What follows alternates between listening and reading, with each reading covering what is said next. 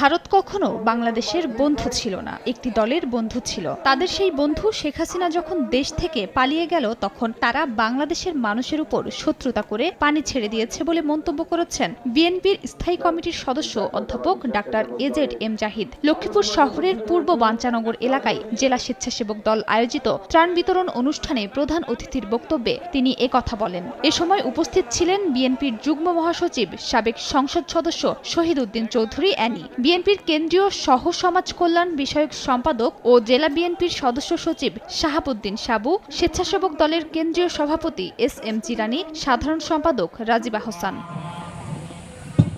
বেগম খালেদা জিয়ার রোগমুক্তি কামনা ও আগামী দিনে নেতাকর্মীদের করণীয় বিষয়ে ঝিনাইদহের মহেশপুরে দোয়া ও আলোচনা সভা হয়েছে। বৃহস্পতিবার বিকেলে আজমপুর ইউনিয়নের মদনপুর সরকারি প্রাথমিক বিদ্যালয় মাঠে সভা হয়। বান্দরবানের সাবেক সংসদ সদস্য বীর বাহাদুর ঐশী সিং সহ আওয়ামী লীগের ৩২ নেতার দুর্নীতির তদন্তের জন্য জেলা প্রশাসকের মাধ্যমে প্রধান উপদেষ্টা বরাবর স্মারকলিপি দেওয়া হয়েছে। বৃহস্পতিবার দুপুরে জেলা প্রশাসক শাহ মোজাহিদ উদ্দিনের কাছে এই স্মারকলিপি দেন জেলা বিএনপির নেতাকর্মীরা। বৈষম্য বিরোধী ছাত্র আন্দোলনে হতাহতের বিষয়ে সারা দেশে যখন পুলিশের উপর দোষারোপ করা হচ্ছে, সেখানে সাতক্ষীরায় সদ্য বদলির আদেশ পাওয়া পুলিশ সুপার মতিউর রহমান সিদ্দিকীর স্বপদে পুনর্বহাল ও বদলি প্রজ্ঞাপন বাতিলের দাবিতে মানববন্ধন ও সমাবেশ করেছেন শিক্ষার্থীরা। শহীদ আসিফ চত্বরে মানববন্ধন ও সমাবেশ করেন তারা। পুলিশের আত্মবিশ্বাস ফিরিয়ে আনতে সেনাবাহিনী সর্বাত্মক চেষ্টা করছে বলে জানিয়েছেন মেজর জেনারেল আব্দুল কাইয়ুম মোল্লা। দুপুরে মাদারীপুর জেলা প্রশাসকের কার্যালয়ের সম্মেলন কক্ষে এক মতবিনিময় সভায় একথা বলেন তিনি। পুলিশ ভাইরা কাজ করছেন, তাদের যতদিন সময় লাগে তাদের দায়িত্ব ফিরে আসার জন্য আমরা এখনো দুটো থানাতে তাদের পাশে দাঁড়িয়েছি।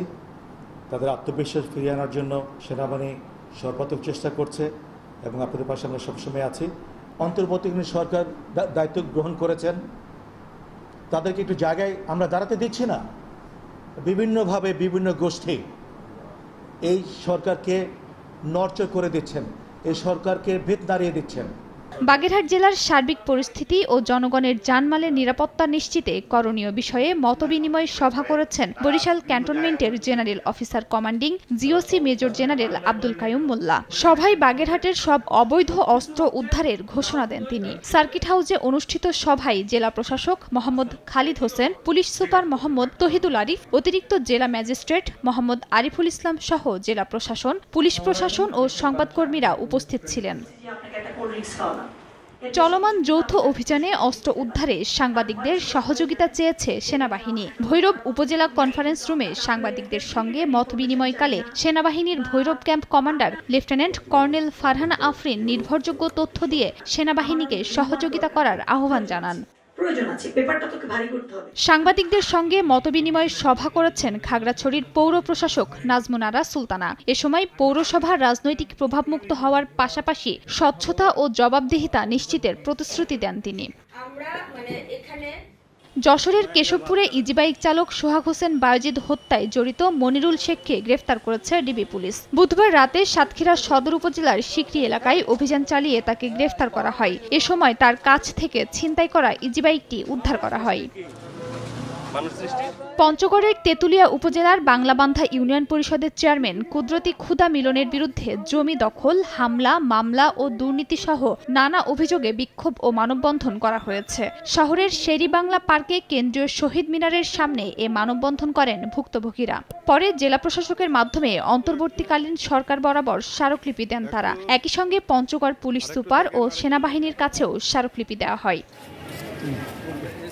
চাঁদপুরের হাইমচরে ১৩৫০ পরিবারের মধ্যে খাদ্য সহায়তা বিতরণ করেছে মার্কেন্টাইল ব্যাংক। এ সময় খাদ্য সহায়তা তুলে দেন হাইমচর উপজেলা বিএনপির সাধারণ সম্পাদক মাঝারুল ইসলাম শফিক ও মার্কেন্টাইল ব্যাংক চাঁদপুর শাখার ব্যবস্থাপক মনির হোসেন।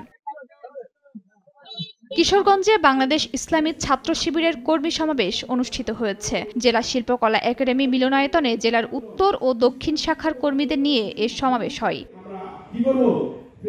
শেখ হাসিনার রাজনীতি প্রতিশোধ আর বিভাজনের রাজনীতি ছিল উল্লেখ করে তার আমলে সংগঠিত সব হত্যাকাণ্ডের বিচারের দাবি জানিয়েছেন বাংলাদেশ খেলাফত মজলিসের মুহতারাম মহাসচিব শাইখুল হাদিস মাওলানা মুহাম্মদ মামুনুল হক। বৈষম্য বিরোধী ছাত্র আন্দোলনে শহীদ, আহত ও বন্যা দুর্গতদের জন্য দোয়া করা হয়। ফরিদপুর শহরের হাজী শরীয়তুল্লাহ ইলিশের বাজারে অভিযান পরিচালনা করে ভোক্তা অধিকার সংরক্ষণ অধিদপ্তর। অভিযানে প্রকারভেদে ইলিশের দাম কেজিতে 150 থেকে 200 টাকা পর্যন্ত কমে যায়। এ সময় বৈষম্য বিরোধী ছাত্র আন্দোলনের শিক্ষার্থীরা উপস্থিত ছিলেন।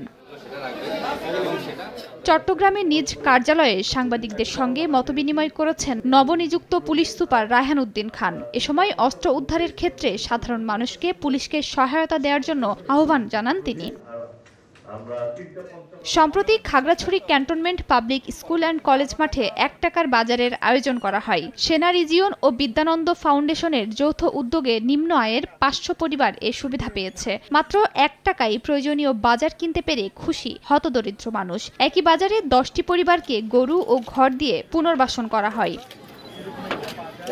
অন্যদিকে শিক্ষাঙ্গনে ভয়ভীতিহীন ও সুষ্ঠু পরিবেশ সহ শিক্ষার্থীদের নিরাপত্তা নিশ্চিত করে শিক্ষার সুষ্ঠু পরিবেশ নিশ্চিতকরণের দাবিতে খাগড়াছড়িতে বিক্ষোভ মিছিল ও সমাবেশ করে স্মারকলিপি দিয়েছেন সাধারণ শিক্ষার্থীরা।